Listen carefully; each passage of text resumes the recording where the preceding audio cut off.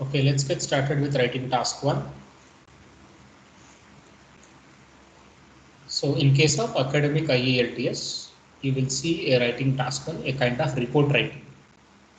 Whereas for general training students, it's a letter writing. As a part of writing task 1 in academic IELTS, students can see wide variety of diagrams which students should be able to describe pictorially represented information in his or her own words. So as per the test maker, student should be able to write at least 150 words, right? At least 150 words, but my suggestion is to go with 165 at least. Sometimes you unknowingly copy some vocabulary or phrases from the question information. So that word count never be considered your word count by the examiner. That word count, what you have actually copied from the question, is going to be sacked from your real word count. So even after eliminating, even after removing that copied word count from your response, the response should have sufficient word count of 150. So I always, emphasize on writing your writing task on response up to 165 words. Please remember, your writing task on response should be written with at least 165 words. Clear? Right. So these are the possible diagrams you will see. Generally, we classify them with numbers and without numbers. With numbers means within the diagram, if you are able to see numbers which are important, right, to include in your response. The change of such numbers, the change of such figures, the nature of change of figures should be spoken about by you as part of your response, right? And if you are able to find out numbers within the graphs, within these writing task one questions, right? So they are classified the writing task one questions with numbers, right? So with numbers means it's not about numbers as part of the question. Questions, follow-up question will also contain some number, no, so a kind of years. Okay, even with regard to maps, follow-up question may contain numbers of such years, but such maps never be considered writing task one with numbers. So within the question, within the diagram, if you are able to find out numbers, that question type comes under with numbers. Clear? So we can classify writing task one with numbers and without numbers, whatever you can see within the diagram you see. Within the diagram, if you are able to find out change of numbers, they are all bar graph, line graph, table, pie chart, or a mixed graph. Mixed graph can be mix of all the above, bar graph, line, and also table. A simple line graph and also a table. Table plus a pie chart. Okay. And next, without numbers, there are maps and also processes. You can see maps, right? The blueprint of the city in 2010 and also 2020, something of that sort. A plan of infrastructure of a city in 2005 and 2015. Right? You should be able to describe the changes or developments happened from one diagram to one map to another map in your own words, making use of 165 words. Processes. You can see stages involved in a process shown on a diagram. Okay, such sort of process can also be part of your writing task one, which you have to write response for. Okay. And this is the standard structure you should always follow. There must be one introductory paragraph. It's somehow paraphrase of given question information. There will be a question kind of information. No? So there will be a basic information, introductory information given about the diagram by the examiner. Right? For example, what I have just, this is the question information.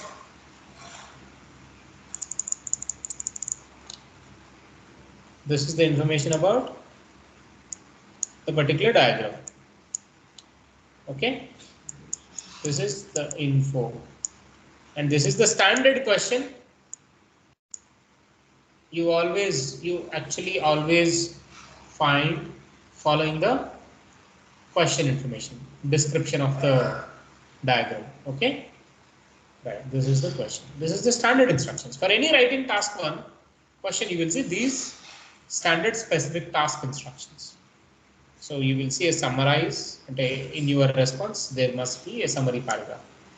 Selecting and reporting main features. Okay, in your response there must be main features. Your response is more of main features, key information, and there must also be comparisons. So these 3 things must be maintained in your response to get better score.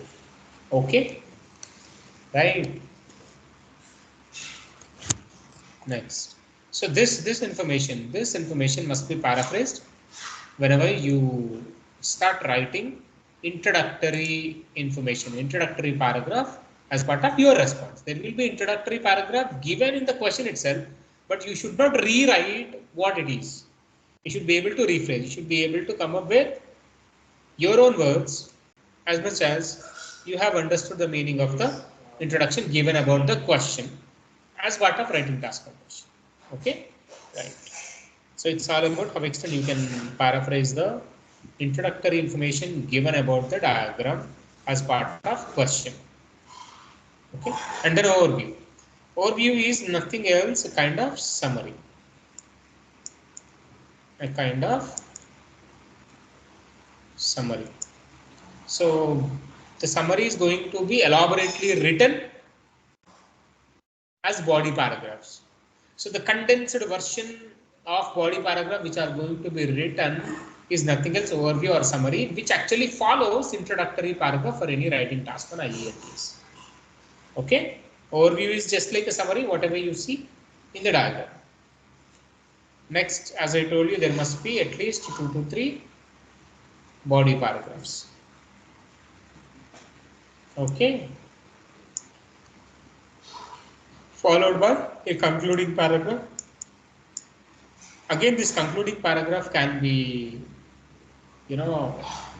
most important information of the body paragraphs, right? Written in a brief. So the overview can also be rewritten, making use of different vocabulary, different sentence structure as part of concluding paragraph. But you may even come up with any inferences. I am not emphasizing as guesses. I am talking about inferences. Inferences are also the statements which are actually true based on the information provided in the writing task one diagrams. Inference means that should also be true based on information provided in the graph or diagram. Okay, so somehow concluding paragraph, a set of concluding lines you will write in the end of the response is going to be optional. So even you can confine your response to 4 paragraphs such as introductory paragraph, overview paragraph, body paragraph 1 and body paragraph 2. Okay, so the body paragraph 2 may be immediately followed by a concluding paragraph with 2 to 3 sentences which are actually true based on the information. There is a slight difference between overview and concluding paragraph that you must remember all the time is, so the concluding paragraph can also be paraphrased version of overview, whatever you have written, which follows the introduction. The other way of writing concluding paragraph is set of factual information, set of statements, somehow you can say inferences that are actually true, absolutely true, based on the information provided in the graph. They need not to talk about the graph as a whole, but summary should talk about the graph as a whole. On the whole, what you can see. If you are writing a summary or an overview, it should talk about the graph as a whole, right? But concluding paragraph need not to be as such. It need not to be all the time a kind of summary. It might be a set of statements which are actually true based on the information you can see in the diagram, writing task one diagrams. Is it clear, buddy? Right. So now let's see introduction as I have just mentioned. You should be able to paraphrase the given introductory information about the graph as part of writing task. And overview, as I told you, what kind of things you can include in your writing task one as part of overview. So in the overview, you should include the nature of the change of figures, how the figures are actually changing given in the diagram. So for example, the number of people in India and Pakistan have actually increased for the past 20 years, whereas the number of people, the population count has considerably reduced in the USA and UK and also some European countries. Please observe, I have just mentioned the change. I haven't indicated such changes with numbers from the diagram. Have I mentioned the numbers? Buddy, I haven't mentioned any numbers in overview, right? You should not. So you should be able to just explain the nature of the change of the numbers in the overview paragraph. Okay? Right. So you can also include overall trend. What happened? What's happening overall? So population is increasing in Asian countries, whereas decreasing. The same is decreasing in Western countries. Right? Two changes. These changes have not been supported by any figures, although the figures have been mentioned in the diagram. Because this is overview. Overview should be written like a summary paragraph. Okay, right. So you can sometimes, if you are unable to find out any overall trend, you can just write maximum and minimum things. Whatever the things you can see. If you are unable to find out any overall trend, a standard, okay, pattern in the change of figures, okay, given in the diagram, you can just resort to talking about maximum and also minimum, if possible, one of them implicitly, indirectly. And make sure as a part of overview, try to write comparisons and contrasting statements. Comparisons can be more than, less than, higher than, biggest of all, something of that sort. Contrast means what I have just mentioned, two ideas. In some countries population is increasing, whereas other countries reducing. Whereas is the phrase which has been used to join two contrasting ideas. Such set of contrasting ideas should also be written as part of overview that can grab the attention of the examiner and definitely make the students to get better score than he or she deserve. So please remember, don't include any figures because overview must be written like a summary, which never necessitates to include any figures. Okay. In the body paragraph 1 and body paragraph 2, it is necessary to write key information, main features, sometimes specific information. Specific information means along with the numbers. So the main statements, the key information, main feature must be supported by numbers or specific information that you will see in the diagram. Okay, just if I mention just increase, the population has increased means it's an overview. It's a main idea. If the same idea was supported by with the numbers, that's a specific idea. Okay, the main ideas can be supported by specific ideas which are inclusive of the numbers, right, to strengthen the particular main idea. So if something is simply presented as increased, that's a main idea.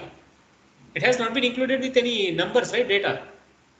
Okay, the same main idea can also be supported by with proper data, whatever you could see in the diagram. Okay, key information, main features must be supported by specific information inclusive of numbers. And also grouping sentences. For example, more than 3 countries have similar sort of increment in their population. You can mention such details in the same paragraph as a group sentence. For a group sentence, you can write, you can make use of keywords like respectively, in the range of. Okay, all the data is going to be represented in a single statement, which are actually related to more than 2 to 3 countries. Okay, so sort of grouping sentences can definitely showcases your language skill. Exceptions, yes, some property, a particular property can be seen in some countries except for another country. That's an exception. Examiner always look for whether student is able to include such exceptions as part of his response. Okay, so there is a study. There is a study study figure. There is the particular population figure is absolutely steady. There is no much change in the number of people in a particular country, whereas either decrease and increase kind of changes in other countries. So you can see either increasing or decreasing of the population in all the countries except for a particular country. Such exception must be written as part of your body paragraph. Okay, next. Comparisons and contrasting sentences, as I have just mentioned. Right? So India, Pakistan and China had seen significant growth in populations. Okay, while Western countries have got reduced population over the same period. For example, comparison. Okay, more increase in the population of China when compared to other two Asian countries, Pakistan and India. It's a comparison, right? Something of that sort. Such comparisons and contrasting statements should definitely grab the attention of the examiner. So concluding paragraph, as I have just mentioned, it should not always contain the summary ideas, the content generally whatever you include in as a part of summary need not to be part of this concluding paragraph. In case of writing task 1 of IELTS, any statement that must be true based on the information provided in the graph can be written concluding paragraph as part of concluding paragraph. But whenever you write overview, yes, this is the one should look like a summary. Should look like a summary. Overview should talk about the graph as a whole. But concluding paragraph need not to talk about the graph as a whole. Any factual information, I mean, anything which is actually true can be written as part of concluding paragraph, excluding the numbers. It's exactly like summary paragraph or overview paragraph following the introductory paragraph. Okay, so, but it should not talk about an overview.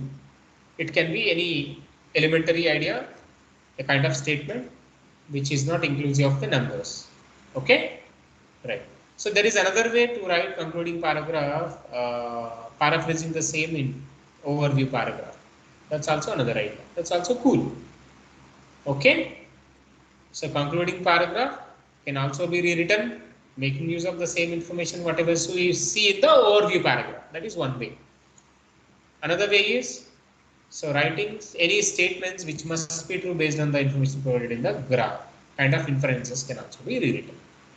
Okay, and this is the standard task instruction which follow any writing task 1 description as part of writing task 1 IELTS question. So this is standard specific task instruction you will see in the any writing task 1 question. So there must be summary paragraph, as I can see summarize as part of the question. So you should be able to report main features. Okay, your body paragraphs must contain more number of main features. And again comparisons. Okay, there must be comparisons also. Comparisons where below. Okay, in your response, these three things must be maintained not to lose any score. Clear? Right. So this is standard specific task instruction. You can even see the question what we are going to deal with. Yeah, this will summarize the information. Summarize, main features, comparisons. Must be part of your writing task 1.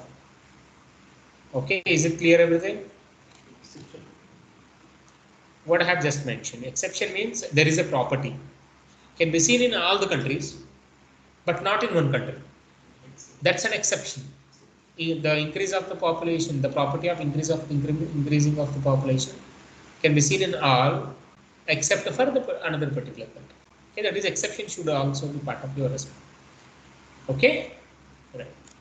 This is about writing task 1. We will write the response, okay, in a while.